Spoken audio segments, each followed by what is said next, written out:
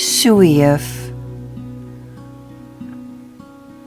Om uit 'n kinderhuis of pleegouerstatus te beweeg tot in die realisering van 'n lewensdroom, veg vasberadenheid, volharding.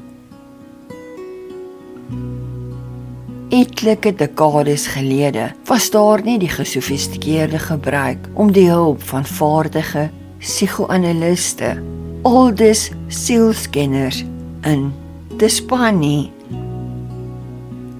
Dit was 'n eenvoudige lewenswyse.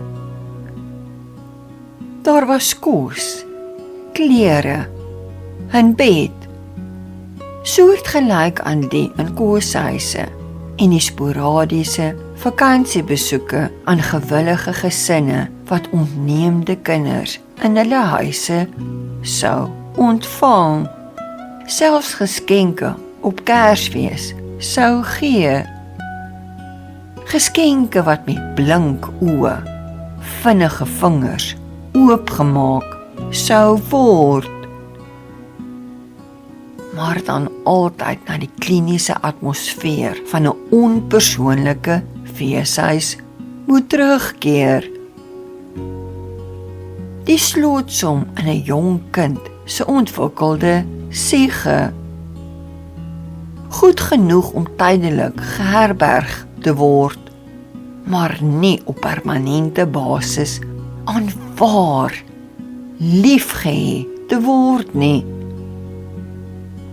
Gedurende sulke tye sou daarna die gelukkige, ongekompliseerde nageslag van die kuiergesinne gestaar word. Die spontane lag, heeltemal onbewus van die juweel bestaan waarin hulle elke dag rondbeweeg, emosioneel ontwikkel. Maar daar was wel die wat die ervaring van emosionele ontneming in iets goed omskep het. Soos klein Luka met sy donker kykers, swart krullebol, emosionele sensitiwiteit en passie vir musiek, die ontvlugting van klavierspel, die enigste gedeelte van skoolgaan waarin hy homself kon verlustig, al was hy 'n presteerder. Ten spyte van die skoppe wat die lewe hom van vroeg afgegee het, beide ouers in 'n motorongeluk verloor het en 'n ouma wat in alkoholisme vasgevang was daar ambisie, 'n ongetwyfelde dryfkrag. Stil, eenkant, just different. Hy sou stil in die agtersitplek van 'n deftige voertuig gaan sit om weer eens na die spoghuis soos elke vorige jaar geneem te word.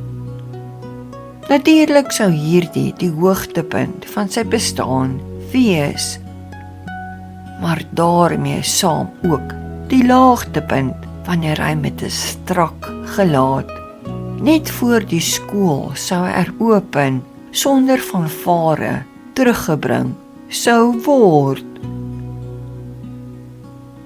Hy sou so graag deel van 'n normale huisgesin wou wees. Iemand in sy lewe wou hê wat hy sy ouers kon noem. Maar partykeer word hoop nie beskaam nie. Die hoof van die weeshuis sou die vakansieouers eenkant toe roep die dag toe hy vir die 5de jaar weer eens teruggebring is.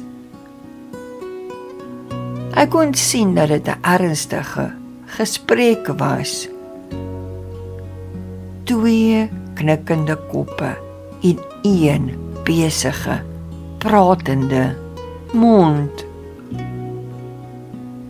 Waaroor praat mevrou Bertelli het die kommergedagte deur die 9-jarige verstand gegaan. Sy het hom na die tyd by die skouer geneem, die tas uit sy klein, blas handjie geneem en hom na die smal enkelbedjie vergesel. Mevrou Bertelli? Hy het opgekyk na die groot ronde vrou met die grys bolla, die oë vraend. Die vrou wat die laaste 5 jaar 'n moederfiguur vir hom geword het. Ja, Luka, wat is dit? Haar stem was streng, maar hy het geweet dat daar wel 'n sorgsaamheid in haar hart vir hom was, al was hy slegs een van 'n groep van meer as 400 kinders. Mag ek maar klavier gaan speel? Dis eers oor 2 uur middagete. Asseblief? Sy het op haar polshorlosie gekyk en vir 'n oomblik sy versoek oorweeg. Ja, jy kan seker maar beloof my dat jy aan niks in die musiekkamer sal raak nie. Dis georden, Luka. Dis reg, mevrou Bertelli. Ek beloof. Die dowwe, moedelose oë, skielik met opgewondenheid, hoop gevul. Hy loop stil agter haar, wag terwyl sy die musiekkamer met een van die hoope sleutels oopsluit en die deur vir hom oopmaak. Onthou nou wat ek vir jou gesê het, Luka? Ja, mevrou Bertelli. Nou maar goed. Ek sal jou voor middagete kom haal. Sy vlytige, behendige vingers vind hulle weg op die note van die instrument wat sy emosionele toevlug, passie geword het. 'n wonderwerk gebeur. Hy word een oggend na haar groot, liggevulde kantoor met die blomgordyne ontbied. Luka, sit asseblief. Sy sit regop in haar stoel en dui aan dat hy op die stoel voor haar lesenaar moet plaasneem. Hy kyk haar aan, probeer vasstel of daar 'n onheilspellende of positiewe toon in haar stem is. Die woorde te karig om 'n algehele beslissing in daardie aspek te maak.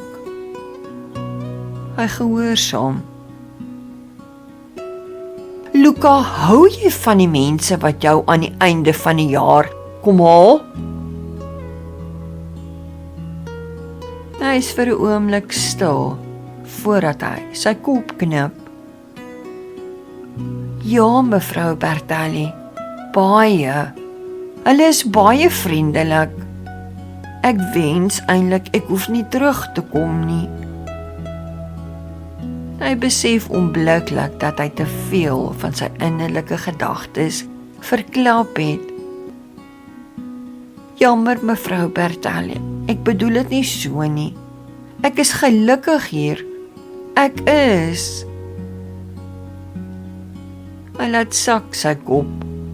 Wil nie hê dat die ouer vrou voor hom die hinkering na haar familie in sy sensitiewe oë moet sien nie.